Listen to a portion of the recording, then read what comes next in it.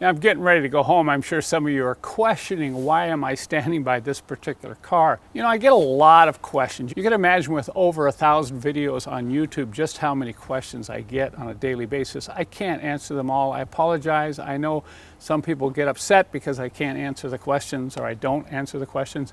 There are two questions in particular I can't answer. It's not that I don't want to answer, but let's at least talk about those two questions. One is, I get this all the time, hey Kent, which is the best model?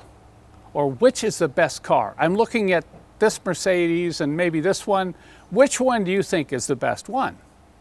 The other question is, how much do you think the car is worth? I'm looking at a such and such Mercedes-Benz, and can you tell me how much it's worth? Now let me ask you these questions rhetorically. I don't expect you to answer them, but at least you can think about them. Okay, I have a 79 300 SD over here, and I have this 95 S600 here. Now, which is the best car? Or I could ask, which one is worth more? Or how much is this one worth, and how much is that one worth? And you're thinking, well, Kent, you're just messing with us here. You know, I can't tell you how much they're worth. I can't even tell you which one. I don't even know if they run. So I hope that gives a good illustration why it's so difficult for me to address those type of questions that I get really quite often on YouTube. I want to take you back to a video that I shot about a week ago when I pulled my 3 coupes out. And during that time, I addressed this question in a little more depth. I thought I would roll out my Mercedes coupes and do a little summer cruising. Now these make great cruisers in good weather. I know some of you might be partial to convertibles, but one thing you need to note about these 3 particular cars is they're all what is called pillarless coupes.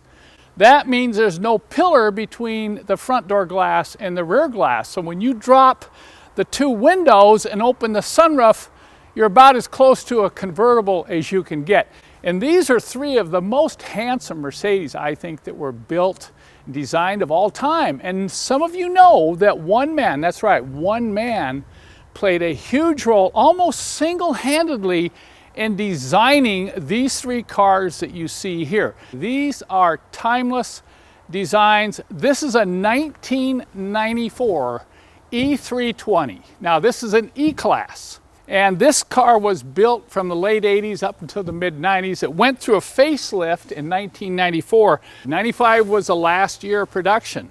And this one here is the big 560 SEC coupe, which was built from 1986, and the big V8 up until 1991. Now this is a 1989 model, and it is a really nice car. I'm sure some of you have seen this car in some of my other videos. And then finally over there is a 1995. This is the big W140 S600 coupe.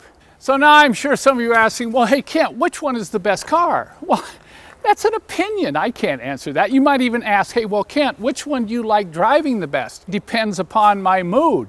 You know, the E-Class is a little lighter than these cars, so if you want that nimble feeling, this is a great driving car. If you want that big, smooth 560, you know, big coupe look, well, this is the great one to take on the road. And then if you want ultimate quiet, let's say you're cruising on the freeway and you don't want to hear any noise at all, that big W140 coupe is the one I prefer. So you can see I can't tell you which one's the best car. I'm sure some of you have your own opinions, but once again, that's an opinion. I get these emails all the time. Well, Kent, I'm looking at these 2 or 3 Mercedes, and which one do you think is the best? Well, I can't tell. I can't even tell you what they're worth. That's the other question I get is, well, what are these cars worth? It depends upon condition.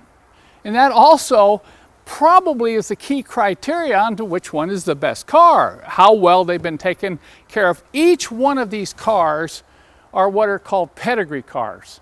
They have the maintenance records. They have been, you know, extensively maintained over the years. And a couple of these, I have big thick books on all the maintenance records. All 3 of them have between 105 and 115,000 miles. And that makes a huge difference if you were to go out and get one of these coupes. You want to get one with the lowest mileage and the nicest condition you can find. I'm sure you're going to say, well, Kent, those are getting pretty expensive.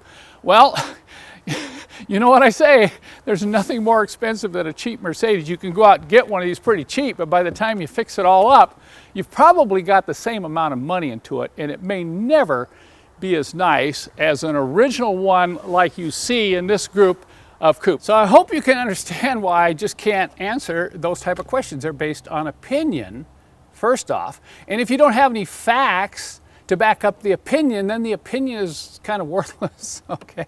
So if you were to tell me, well, Kent, there's no question in my mind the 300 SD is a better car, well, it doesn't even drive, okay? So, but I didn't tell you that. So how could you even make that judgment call as to which one is the better car? And as far as 300 SDs, you can pick these up for $500, or you could find one that's over $10,000.